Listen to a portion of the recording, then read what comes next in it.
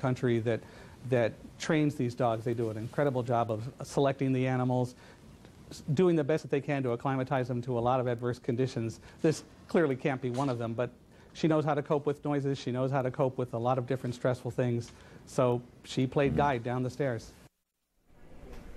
Hinkson and his dog escaped through the lobby and took shelter in a subway just as the building started to collapse. That's amazing, Jonathan. Well, the enormity of Tuesday's attacks on New York often obscure the individual tolls taken on that day. Let's now take a moment to look at 7 lives tragically cut short.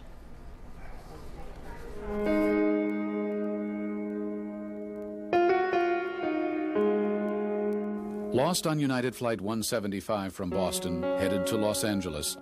Ace Bailey, a Stanley Cup champion, the director of pro scouting for the LA Kings. It would have been his 32nd season working in the NHL. Mark Bavis was flying with him, a young King scout who played hockey for Boston University, where his twin brother is now assistant coach. Lisa Frost was a star student, graduating first in her class from Boston University this year. She was headed to see her parents, Tom and Melanie, and getting ready to start a new job next week in San Francisco. Sean Nassani and his girlfriend, Lynn Goodchild, took off for a vacation in Hawaii. They were active and athletic. He, especially, loved to run and ski. Ronald Gamboa managed a Gap store in Santa Monica. He and his longtime partner, Daniel Brandhorst, were headed back to California. With them, the son they had adopted together, David Brandhorst.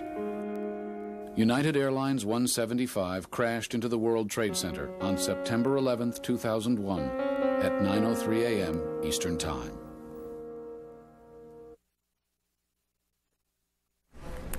As Americans mourn, they unite in many ways. CNN's Michael McManus now with how people are pulling together in different cities.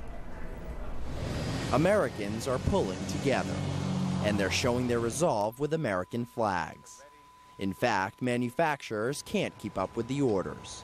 In Washington, Congress passes a flag resolution. Let each of us, as an aroused citizen of this democracy, show our solidarity as a nation by flying the stars and stripes from every flagpole, every home, and every business, school in this great country. Advice a small California town heeds. It's comforting to know that people are all trying to pull together through this time of crisis. In Oklahoma, it's teddy bears that provide comfort. The stuffed animals collected will be sent to victims' families and rescue workers in New York and Washington. In Los Angeles, consolation in the warm glow of a candle. Just one of the countless vigils all across the U.S. as people express spirit and resolve during a difficult time. Michael McManus, CNN.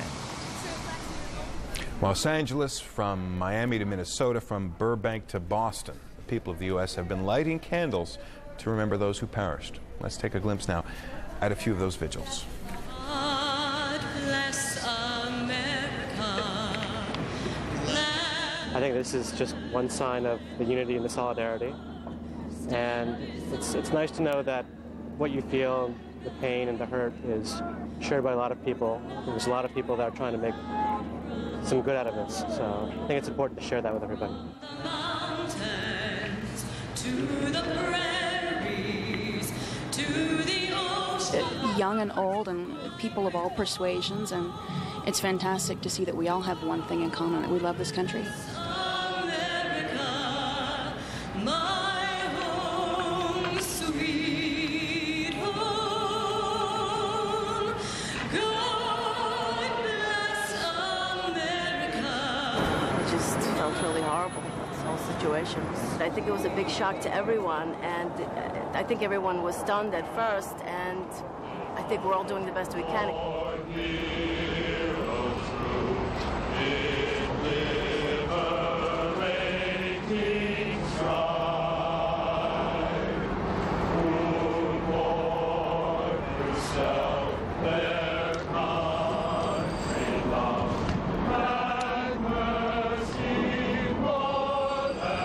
I think think it's absolutely amazing that the government is taking such a unified stance towards all of this. I mean, to see Mayor Giuliani, Hillary Clinton, and Governor Pataki all standing side by side in unity, I truly feel that they and President Bush are giving this city a strength that it has never seen before. Weather forecasters say conditions in New York will improve today, giving a boost to rescue efforts. Work was hampered by rain on Friday. For the latest from New York, we go to Garrick Utley. Garrick. Good morning from New York, Zane. But how do you give a boost to how people are feeling here? Given what happened in New York City this week, it's not surprising that on Friday you didn't hear the old refrain, TGIF, thank God it's Friday, because simply on this weekend, Saturday morning, there's no way to really decompress. How do you escape from the realities of this week? Still, people will try to seek some kind of weekend relief. Here's our Beth Nissen. For most New Yorkers, it doesn't seem much like the start of a weekend.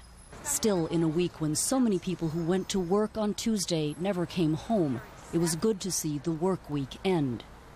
Many headed out of town for hastily arranged family gatherings. Jason Spiewak was taking Amtrak to his parents' home in Pennsylvania. I've just been stirred up all week by the goings on, and I just want to be close to family and friends. Bree McCallop was going home to Florida. I live by myself, and I really just don't want to be here right now. I just don't feel comfortable being here. I don't feel safe. Almost everyone understood the desire to get away from the unrelenting anguish and distress and fear, to read about and think about something else, anything else. You'd almost want the new fall season on TV because, it's an escape. Everywhere you look is just inundated with the pictures that you've seen over and over and over, and it's 24/7. And you have to switch to something like Cartoon Network just to escape from it. In Times Square, hundreds of people lined up in the rain to buy half-price tickets to Broadway shows. Patricia McClellan was trying to get tickets to Beauty and the Beast for her 2 school-aged children. Trying to pick up their spirits and get them together and get them away from viewing everything that they've been looking at for the last week. After 4 days of almost unbearable real-life drama, many wanted to see a stage story with a clear resolution, a happy ending. The theater provides for us a little bit of release, a little bit of relief from what's going on. We can't ever forget what's gone on here in New York with great tragedy, but it gives us a little bit of a mental vacation. Those who went to New York City movie theaters seemed in search of the same thing. It's quite ironic that I'm choosing to go to the movies for 2 hours, considering this is like being in a movie. It's surreal. It's like a Hollywood horror film, and yet I'm looking for a film to kind of just take my mind away from it, Legions of others just wanted to stay home. Some rented half a dozen videos. I've never rented a movie before. I just got a membership today because I plan on staying in the house all weekend. I'm not going to do anything because of the incident. Because of that horrible incident, NFL and college football games, a usual weekend release for thousands of sports-mad New Yorkers, were canceled. I wish I had the distraction to the release of the football season, but I understand as playing football as myself, the tension of what happened at the World Trade Center, I wouldn't want to play if I was a player. Not everyone wanted distraction. Some wanted a few hours of quiet to try to cope with the stun and the sorrow. A lot of people died, and it broke my heart. It literally broke my heart. And I feel like crying right now. Millions of New Yorkers still need comforting. Many said they plan to attend religious services this weekend, go to temple tonight, Mass tomorrow, or church on Sunday. The Marble Collegiate Church on Fifth Avenue has added a second service Sunday to accommodate what Senior Minister Arthur Caliandro expects will be standing room crowds. I think what people are looking for is sanctuary, a place to be where they're safe emotionally and physically, but also that we're spiritually. But feeling safe again seems such a long way off for most New Yorkers. So much loss still uncounted. And for most people, nothing they can do except try their best to make it through tomorrow and the next day and a long succession of days after. Beth Nissen, CNN, New York. Of course, one of the most favorite or popular weekend escapes is to go to the movie. And in the movie houses, the films having the toughest time attracting audiences probably this weekend will be those action films filled with exploding cars and buildings. New Yorkers have had enough of that so far this week. Zane? Garrick, New Yorkers trying to go back to normal, as it were. Will New York ever go back to what it once was? Well, of course it will. It hasn't really left that. This has been an exceptional week and may go on for another week or so. There are two parts to that, two answers to that question. One is going to be the physical, how do you rebuild? And already there are people talking about what goes up in the place of the World Trade Center. It will be redeveloped, probably not with two soaring skyscrapers. There will be a lower profile. And as far as the emotional health of the city, it'll come back. Next week the stock market will be open, the ball games, the NFL will be playing the following weekend. It'll be painful, but the city comes back. Zane? What's been most amazing to a lot of people, Garrick, is the way New Yorkers have pulled together to stand together in this moment of tragedy. What have people been saying to you about that? Well, everybody says, talks to everybody else. This city is different from many other American communities in that it's so densely packed. That's why people can often be very irritated and irritating, because you can't escape the other person. We live in dormitories called apartment buildings, obviously. And because of that, we know we have this very intense contact. What people were really saying was this sense of community that this week, more than I've ever experienced, I've lived here for 20 years, this big city of 7 million people plus became a very small community of 7 million people plus. That's quite an achievement. The sad thing, of course, is what brought it about, the disaster on Tuesday. Garrick Utley in New York, thank you so much. Jonathan? Those of us at a distance from New York, people around the world who have watched all of this unfold from a safe distance, are struck with the images, the final pictures that they had of all of this destruction. Some people had something more. They had final words. Delma Gutierrez reports. September 11th, American Airlines Flight 11 crashes into the North Tower. Jill Gartenberg's husband is inside.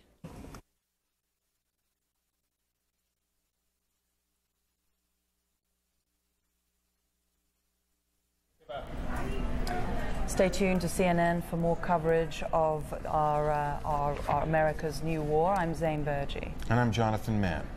Thanks for being with us.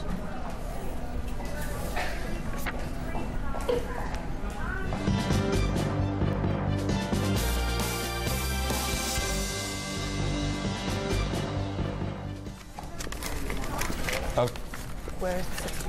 I'm Jonathan Mann at the CNN Center. Our coverage of America's New War continues. And I'm Zane Burgee at the CNN Center. You're looking now at live pictures of Lower Manhattan, where the rescue operation is underway. And this is the Pentagon. Now you can see still the site of the crash. The black boxes have been recovered from the Pentagon, as they have been also from the crash site in Pennsylvania, just part of the clues, numbering in the thousands, that investigators from the National Transportation Safety Board and the FBI are trying to pursue. Rescue workers, as we saw in the picture there, are working around the clock, digging through mountains of destruction. There's been rainy weather that's been hampering operations, but it appears as though the weather will improve, and hopefully it will create a better environment to do that. But Jonathan, no survivors found in the last couple of days. Optimism is waning, but there are those families of victims that are hoping that something will come out of it. The rescue effort has been stymied, the realization setting in that perhaps there will be no rescue, but there is still the ongoing investigation. CNN's Mike Betcher brings us the latest on that. 4,000 special agents chasing 36,000 leads and circulating to 18,000 law enforcement agencies a growing list of people they want to question. The Federal Bureau of Investigation has also forwarded a list of more than 100 names to numerous law enforcement organizations.